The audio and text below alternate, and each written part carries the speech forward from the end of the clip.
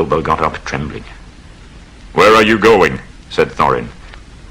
What about a little light?" said Bilbo, apologetically. "We like the dark," said all the dwarves. "Dark for dark business. There are many hours before dawn." "Oh, of course," said Bilbo, and sat down in a hurry.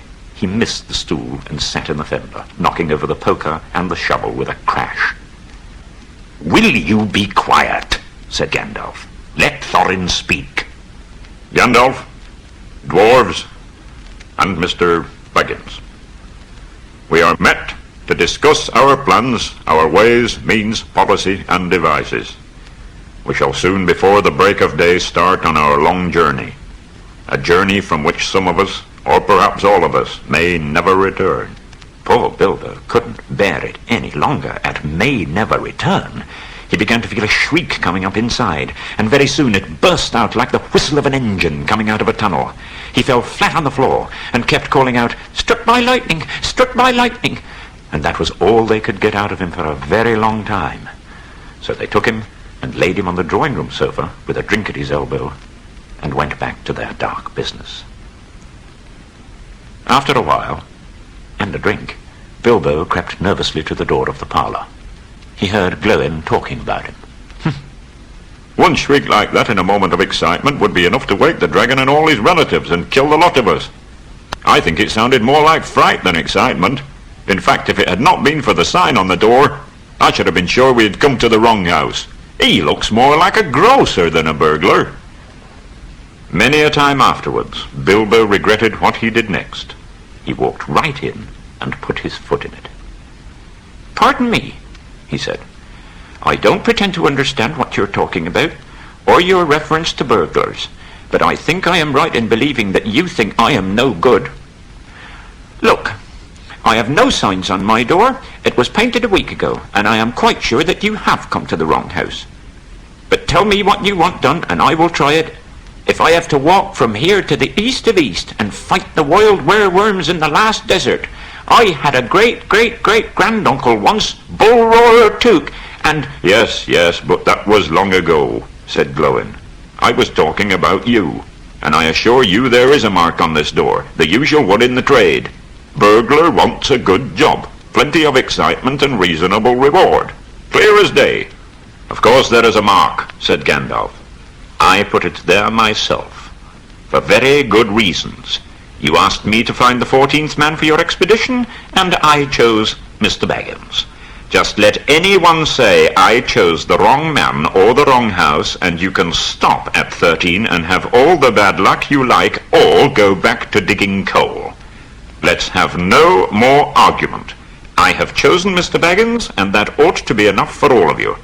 If I say he is a burglar he is, or will be when the time comes.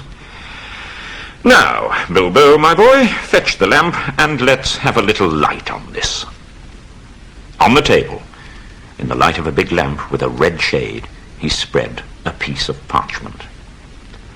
"This was made by Thror, your grandfather, Thorin. It is a plan of the mountain." "I don't see that this will help us much," said Thorin. "I remember the mountain well enough and the lands about it, and I know where Mirkwood is, and the Withered Heath where the great dragon's bred." "One point you haven't noticed," said the wizard, "and that is the secret entrance. You see the rune on the west side and the hand pointing to it from the other runes? That marks a hidden passage to the lower halls." "It may have been secret once," said Thorin. "But how do we know that it is secret any longer? Old Smaug has lived there long enough now to find out anything there is to know about those caves." "He may, but he can't have used it for years and years." "Why?" "Because it is too small. 5 feet high the door, and 3 may walk abreast, say the runes. But Smaug could not creep into a hole that size, not even when he was a young dragon. Certainly not after devouring so many of the dwarves and men of Dale." "It seems a great big hole to me. How could such a large door be kept secret from everybody outside apart from the dragon?" "In lots of ways," said Gandalf. "From what it says on the map, I should guess there is a closed door which has been made to look exactly like the side of the mountain. Also with the map went a key, a small and curious key. Here it is. Keep it safe. Oh, this is news. Indeed I will, said Thorin. Now, so far we have no clear idea what to do. We thought of going east, as quiet and careful as we could, as far as the Long Lake. After that, the trouble would begin. A long time before that, if I know anything about the roads east, interrupted Gandalf.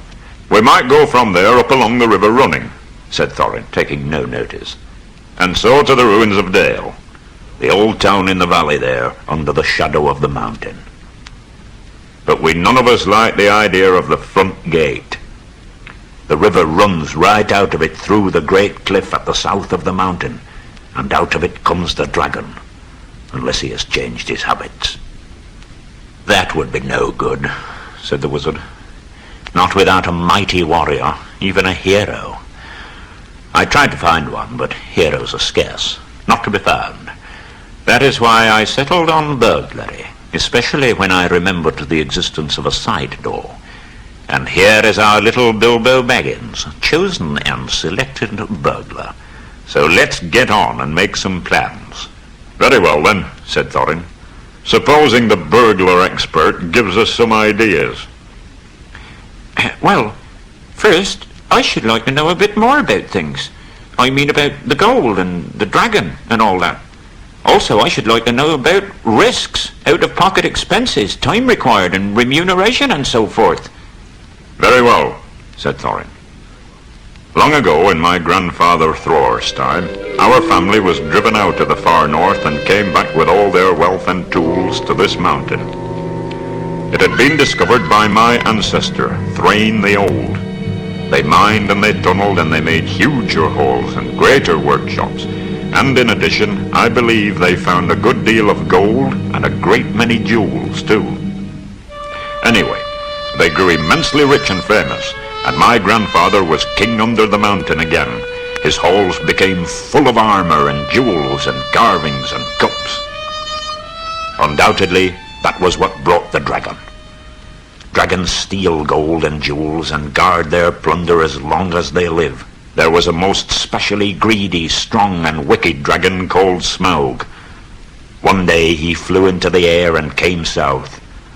The first we heard of it was a noise like a hurricane coming from the north, and the pine trees on the mountain creaking and cracking in the wind. Some of the dwarves who happened to be outside saw the dragon settle on our mountain in a spout of flame.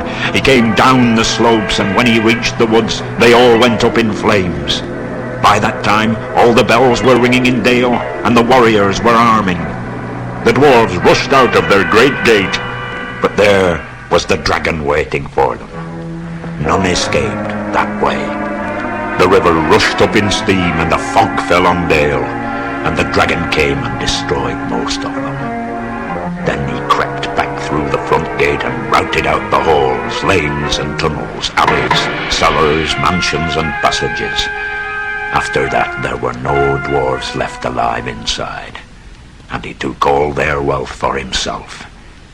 He has piled it all up in a great heap far inside and sleeps on it for a bed. We mean to get it back and to bring our curses home to Smaug, if we can. I've often wondered about my father's escape and my grandfather's escape. I see now that they must have had a private side door which only they knew about, but apparently they made a map. And I should like to know how Gandalf got hold of it. I did not get hold of it, I was given it, said the wizard. Your father gave me this to give to you. He could not remember his own name when he gave me the paper, and he never told me yours, so on the whole I think I ought to be praised and thanked. Here it is. Hear, hear, thought Bilbo, and accidentally said it aloud. Hear what? They all said, turning suddenly towards him, and he was so flustered that he answered, hear what I have got to say. What's that? They asked. Well, I should say that you ought to go east and have a look round. After all, there is a side door, and dragons must sleep sometimes, I suppose. And, well, don't you know, I think we have talked long enough for one night. What about bed and an early start? I will give you a good breakfast before you go." "Before we go, you mean," said Thorin. "Aren't you the burglar? Isn't getting inside the door your job?" One thing Bilbo did make up his mind about was not to bother to get up very early and cook everybody else's wretched breakfast. And he was not now quite so sure that he was going on any journey in the morning. As he lay in bed, he could hear Thorin still humming to himself in the best bedroom next to him. "Far over the misty mountains cold, to dungeons deep and caverns old, we must away ere break of day, to find our long-forgotten gold." Bilbo went to sleep with that in his ears, and it gave him very uncomfortable dreams. It was long after the break of day when he woke up.